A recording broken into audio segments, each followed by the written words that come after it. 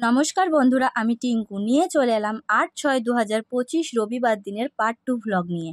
সেই দিনেরই একটা vlog upload দিয়েছিলাম, সেটা হচ্ছে অন্নপ্রাশনের ভ্লগ। তোমরা যদি না দেখে থাকো তাহলে অবশ্যই দেখে আসতে পারো। সেই দিন সকাল থেকে দুপুর পর্যন্ত কি কি করেছিলাম সেই মুহূর্তগুলোই তোমাদের কাছে শেয়ার করা হয়েছিল। তারপরে বিকেলবেলা কি করেছি সেটা তো করাই হয়নি, তাই নিয়ে চলে এলাম পার্ট 2 ভ্লগটা নিয়ে।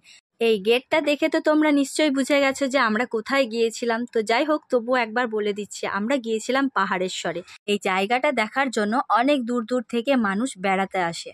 সেই দিন আমাদের বেড়াতে যাওয়ার কোনো প্ল্যান ছিল না, হঠাৎই যাওয়া হয়। মা কাকিমারা এসেছিল তো তাই ওদের বাড়ি যাওয়ার কথা ছিল, কোনো কারণে সেদিন বাড়ি যাওয়া বন্ধ হয়ে গেল, যার কারণে আমরা বেড়াতে এসেছিলাম। তো যাই হোক, যা হয় ভালোর জন্যই হয়, তাই না? আমরা পাহাড়েশ্বরে এসে প্রথমেই পার্কে ঢুকে গিয়েছিলাম, কারণ এসছিলাম অনেকটাই দেরিতে, প্রায় 6টা বেজে গেছিল।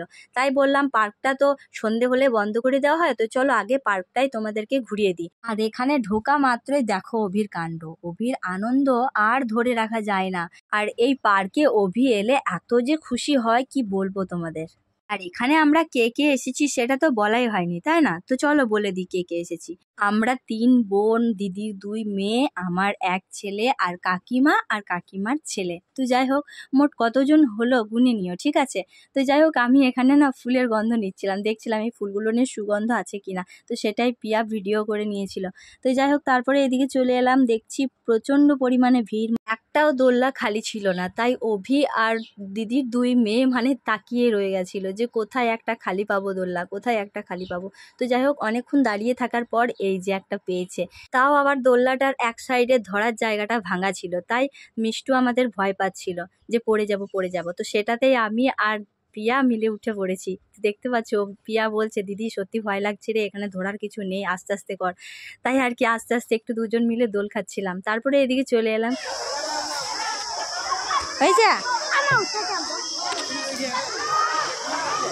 পুরো সন্ধ্যা নেমে গেছে, দেখতেই পাচ্ছ তোমরা, আলো জ্বলছে, চারিধার অন্ধকার। আর এদিকে অভির তো শেষই হচ্ছে না, এদিকে স্লিপ কাটছে, ওদিকে দোল খাচ্ছে, মানে কি বলবো আর। চল এবারে ঘর চল। এলি দেখি কোথাও ফাঁকা নাই, প্রত্যেকটি দোলনা জাম।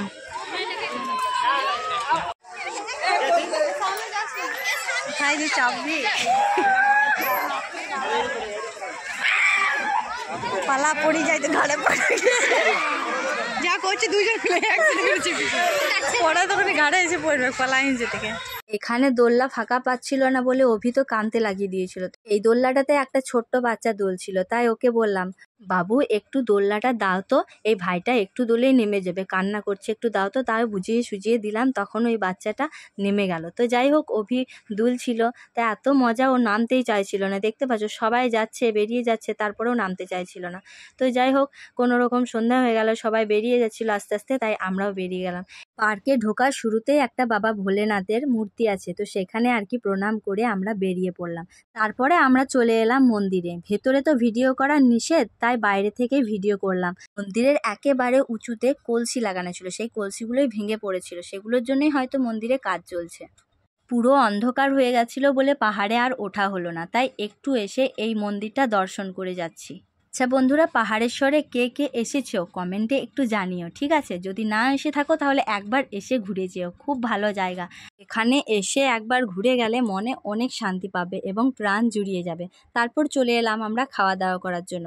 আমি তো চাউমিন নিয়ে নিয়েছি, কারণ দিনের বেলাতে ভোজ খেয়েছি, তাই চিকেন পকোড়াটা খেতে আর ইচ্ছে করছিল না। আর বাকি সবাই চিকেন পকোড়া খেয়েছে। অভি তো জেদ ধরে বসেই ছিল যে আমি একটা আইসক্রিম খাবোই, কারণ ভোজেও 3টে না 4টে আইসক্রিম খেয়েছিল, সবার এই আইসক্রিমগুলো ও খেয়েছে।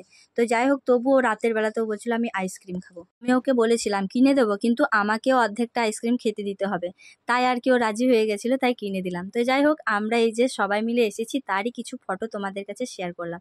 ব্লগটি কেমন লাগলো অবশ্যই কমেন্টে জানিও। দেখা হবে পরের ব্লগে, টাটা।